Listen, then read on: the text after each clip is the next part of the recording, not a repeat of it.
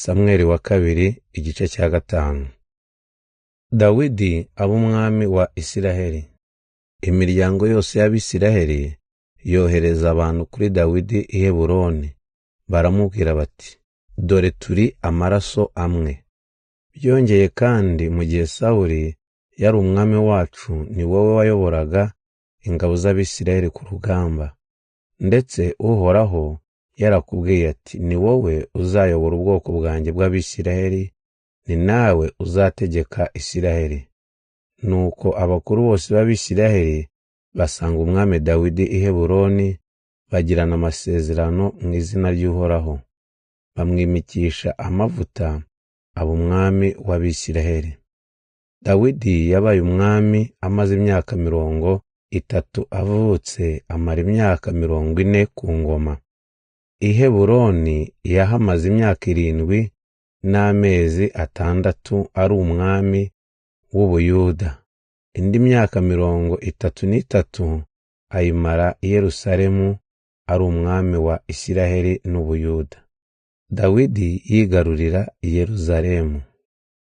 Umwami Dawidi ajyana n'ingabo ze i Yerusalemu, batera Abayebuzi bari bahatuye. Abayebuzi bari barabwiye Dawidi bati, ntuzabasha kwinjira muri uyu mujyi, ndetse abo muri twe b'impumyi n'ibirema bazakwirukana. Bibwiraga ko Dawidi atabasha kuhigarurira. Nyamara Dawidi yigaruriye ikigo ntamenwa cy'i Siyoni, ari cyo cyiswe umurwa wa Dawidi. Yari yaravuze ati, umuntu ushaka gutsinda Abayebuzi agomba kunyura mu muyoboro w'amazi. Naho izo mpumyi n'ibyo birema mbanga urunuka. Niyo mpamvu bavuga ngo ntihakagire impumyi cyangwa ikirema binjira mu ngoro y'umwami.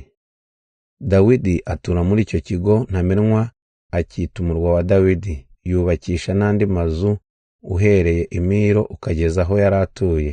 Dawidi agenda arushaho gukomera, kuko Uhoraho Imana Nyiringabo yari kumwe nawe.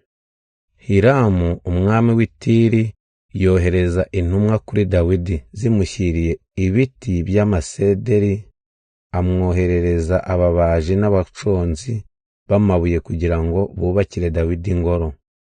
Nuko Dawidi amenya ko Uhoraho yamwimitse kugira ngo abe umwami w'Abisiraheli, kandi ko Imana yakomeje ubwami bwe kubera Abisiraheli ubwoko bwayo.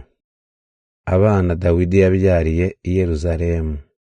Dawidi ageze i Yerusalemu avuye i Heburoni, yongera kugira inshoreke, arongora n'abandi bagore, babyarana abahungu n'abakobwa. Dore amazina y'abavukiye i Yerusalemu: Shamuwa na Shobabu na Natani na Salomo na Yubuhari na Elishuwa na Nefegi na Afiya na Elishama na Eliyada na Elifeleti. Dawidi atsinda Abafilisiti. Abafilisiti bumvishe ko Dawidi yimitswe kugira ngo abe umwami w'Abisiraheli, baramutera. Dawidi abimenye ajya mu kigo ntamenwa. Abafilisiti baraza bashinga ibirindiro mu kibaya cya Barefa. Dawidi abaza Uhoraho ati, mbese njye gutera Abafilisiti urabangabiza mbatsinde? Uhoraho aramusubiza ati, genda ubatere, nzabakugabiza ubatsinde nta kabuza. Nuko Dawidi ajya i Bariperasimu, aba ariho abatsindira Abafilisiti. Aravuga ati, Uhoraho aciye icyuho mu banzi banjye nk'ahasenywe n'isuri. Nicyo cyatumye aho hantu bahita Bariperasimu. Abafilisiti bahasiga ibigirwamana byabo, Dawidi n'ingabo ze barabijyana. Abafilisiti bongera gutera, bashinga ibirindiro mu kibaya cy'Abarefa. Dawidi abaza Uhoraho, Uhoraho aramusubiza ati, ntubatere muhanganye, ahubwo ubaturuka inyuma ahateganye n'ishyamba. Niwumva imirindi y'abantu mu biti, uhite ugaba igitero. Ndaba nkuri imbere kugira ngo nkugabize ingabo z'Abafilisiti.